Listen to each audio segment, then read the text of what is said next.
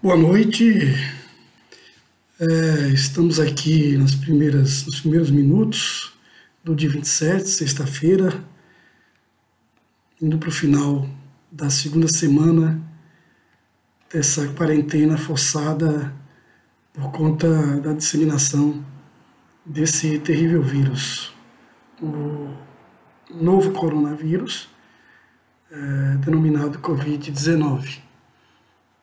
Eu gravo esse vídeo especialmente para os meus alunos de geopolítica, mas é evidente que a abordagem ela vai ter um caráter bem mais abrangente do que a maneira como eu tinha me preparado para lidar com as aulas de geopolítica contemporânea. Eu não vou especificamente me referir à situação brasileira.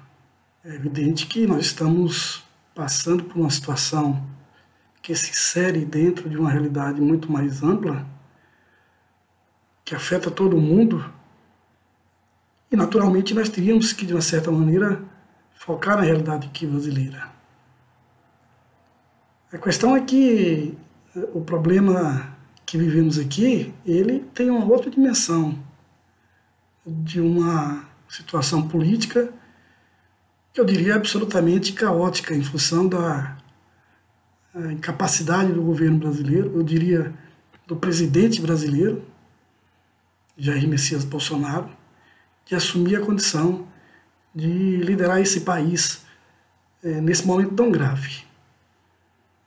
Infelizmente, o que a gente tem ouvido e visto são posturas e comportamentos aberrantes, né, e que não condiz com a adequada postura de um chefe de Estado em um momento tão grave como esse.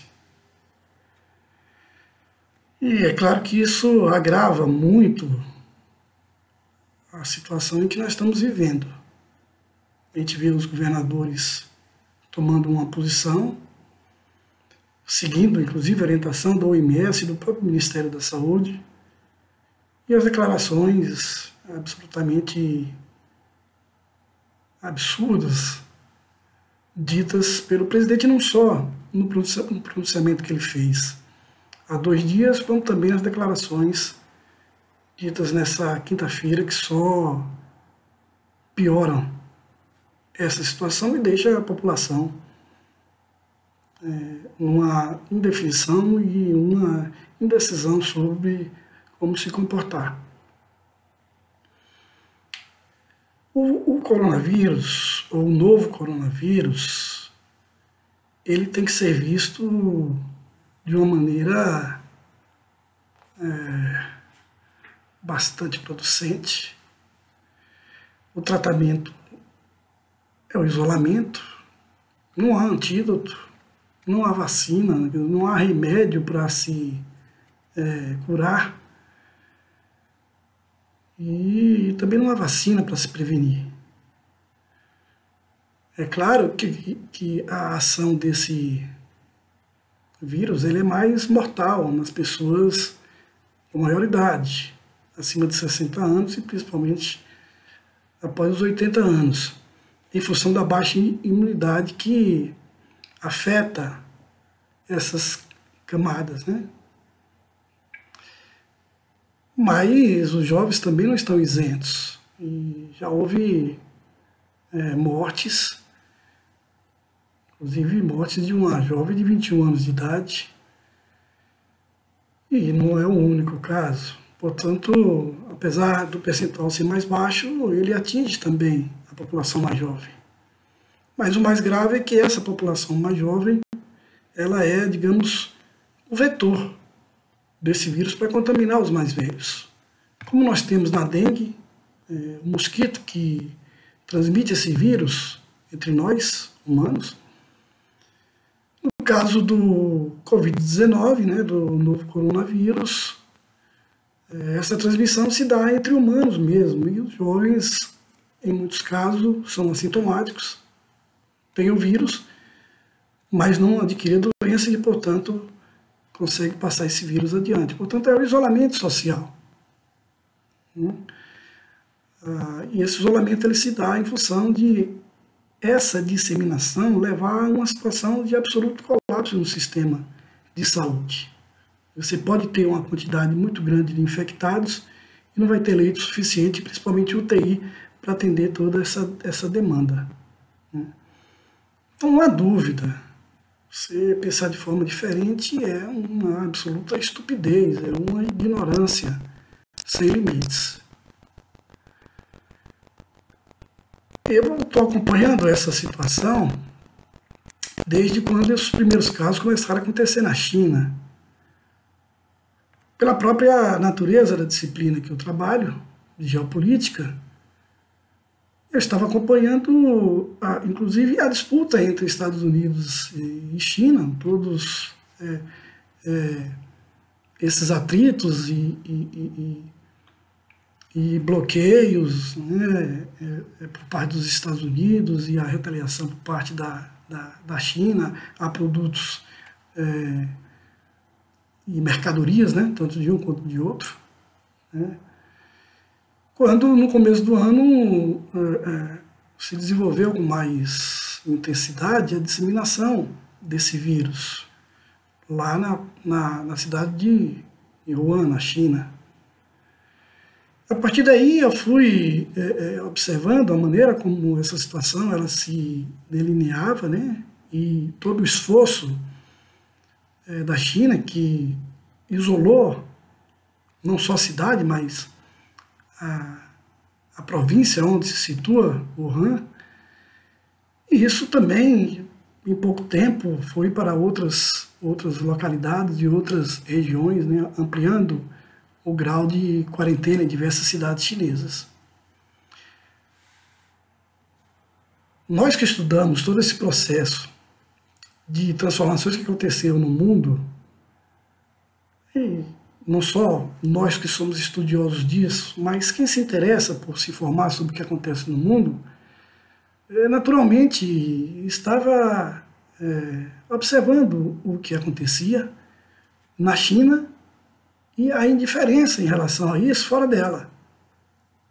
E não houve a adoção de medidas imediatas na Europa, não houve a adoção de medidas imediatas nos Estados Unidos, cujo presidente insistia lá atrás, como agora, em chamar o novo coronavírus de vírus chinês. Exatamente para atiçar uma disputa geopolítica, né, e disseminando preconceito, né, levar a um isolamento da China. Se brincou com coisa séria, tanto do ponto de vista da saúde, porque nós víamos em tempos recentes de outras epidemias igualmente preocupantes e que se disseminaram também muito intensamente, tanto do vírus influenza, quanto do vírus ebola e do próprio coronavírus. Então é preciso ter levado a sério isso, e não foi o que aconteceu. Um vírus que não tinha tratamento, que não tinha vacina, cuja situação é o isolamento. O isolamento trava naturalmente uma economia que hoje ela está integrada por todo mundo. Nós estamos falando de uma paralisação de serviços, de produção, de deslocamento de pessoas e da economia de uma maneira geral. Por uma semana, 15 dias, um mês, 2 meses. Então as consequências dessas medidas elas são duras, são medidas drásticas, necessárias para evitar uma quantidade maior de contaminados e um número maior de mortos, mas os efeitos colaterais disso é muito sério, é muito grave nesse momento e vai ser muito pior pelos próximos meses e, quiçá, por todo o ano de 2020 e ainda seguindo adiante, dependendo da maneira como os estados vão lidar com essa situação. Eu acredito que quem vai conseguir sair melhor dessa crise será aquele país ou aquele Estado-nação que souber investir na população, ter uma preocupação com as condições de vida e a maneira como essa população, principalmente as mais pobres, vão lidar com uma realidade que vai ser de crescimento do desemprego e de ausência de recursos para poder se manterem. Nós vamos ter um aumento da pobreza e da miséria aqui no Brasil e no mundo. Nós vamos ter uma redução drástica das condições de vida da população, inclusive da classe média. Então vai ser preciso resgatar o papel do Estado, esse Estado que estava sendo exatamente destruído por esse viés neoliberal intenso e que aqui nos últimos meses se tornou um mantra, disseminado inclusive pelos meios de comunicação que defendiam as reformas que estavam sendo feitas, que acabaram por destruir o Estado brasileiro na sua capacidade de lidar com situações como essa. Mas não só aqui, em boa parte do mundo. Nós estamos observando países ricos economicamente, como a Itália, como a França, a Inglaterra, a Espanha, os Estados Unidos, que não possuem estruturas do sistema de saúde suficiente para lidar com essa epidemia. Que são aqueles países mais pobres. E mais ainda quando, depois do epicentro que é a Europa agora, se voltar para a América, e agora, portanto, o epicentro é os Estados Unidos, eu acredito que depois Brasil, e assim sucessivamente, até chegar na África, o continente mais fragilizado, nesse processo de transformações que aconteceram nas últimas décadas, chamada de globalização, mas que na verdade é uma nova denominação para um processo de intensificação das relações entre os Estados-nações, que começa lá com as revoluções comerciais, depois com o imperialismo, né, com o pós-guerra, até chegar no começo do século XXI, com o auge da globalização e por trás da globalização as políticas neoliberais destrutivas do estado de bem-estar social, construído inclusive naquela que foi a maior crise do século XX, que foi a Grande Depressão da década de 30, 1929, que se estendeu por toda a década de 30. E foi preciso exatamente ações do Estado, papel do Estado, com as políticas keynesianas, e depois o advento do welfare state, o estado de bem-estar social, para poder exatamente tirar o mundo de uma terrível crise econômica da Grande Depressão. Essa que nós estamos enfrentando agora, eu creio, é pior do que a de 2008, porque a crise de 2008 ela afetou muito fortemente o sistema financeiro, os grandes bancos, seguradoras,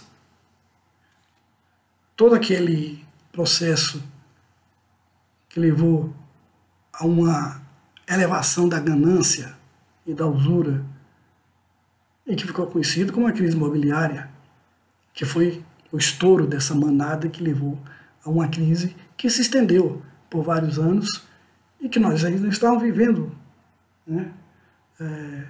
Parte dessa crise, ela não acabou. Até que vem essa crise gerada pelo novo coronavírus, cujos impactos vão ser muito maiores na economia mundial, e em especial em alguns países que não conseguirem tratar bem e lidar bem com essa situação, como a realidade nossa aqui no Brasil está mostrando.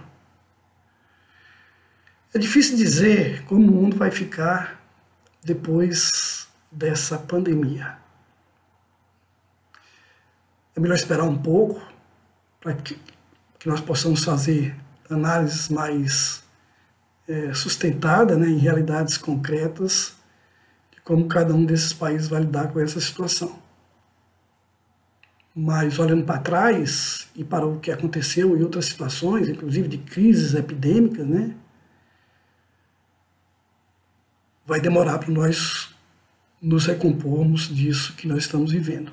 E provavelmente haverá uma alteração na nova ordem mundial.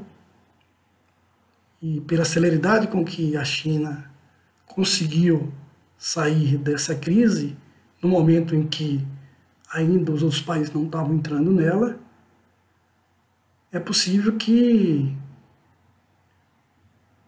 aquilo que estava sendo previsto para a China chegar ao seu estágio de poder hegemônico econômico no mundo, que seria por volta de 2030, talvez ela chegue antes, esse momento chegue antes. E isso, claro, se não houver um novo surto dessa epidemia na China, porque ela não está livre disso acontecer. Então, para além das discussões que se tem, dos textos, a infinidade de textos são muito grandes. Eu consegui escrever um recentemente no meu blog Gramática do Mundo, né? Em parte tem um pouco disso que eu estou dizendo aqui. Quero escrever um outro, tentando projetar o que pode vir a acontecer. Mas é absolutamente difícil nós cravarmos como o mundo vai ficar. O sistema capitalista não vai ser mais o mesmo. O Estado vai ter que ser repensado. O neoliberalismo sofrerá um forte golpe. Vai ser difícil implementar políticas como as que estavam sendo plantadas aqui no Brasil pelos próximos anos. Porque o papel do Estado vai ter que ser de salvar a economia, de salvar a população, de entrar numa onda recessiva terrível, que leve milhares e milhares, milhões de pessoas à condição de absoluta pobreza. E aí, nas condições em que esse país está vivendo, com a falta de liderança e a perda de perspectiva, com toda essa postura adotada pelo governo, não vai ser estranho se nós observarmos levantes, insurreições, depredações, saques pelo Brasil afora. Isso pode acontecer naturalmente também em outros países, dependendo da condução de cada líder político sobre essa crise. Então nós brasileiros temos sim que estar bem atentos para o que vai acontecer. Temos que estar preparados. Eu diria que 2020 é um ano que já acabou.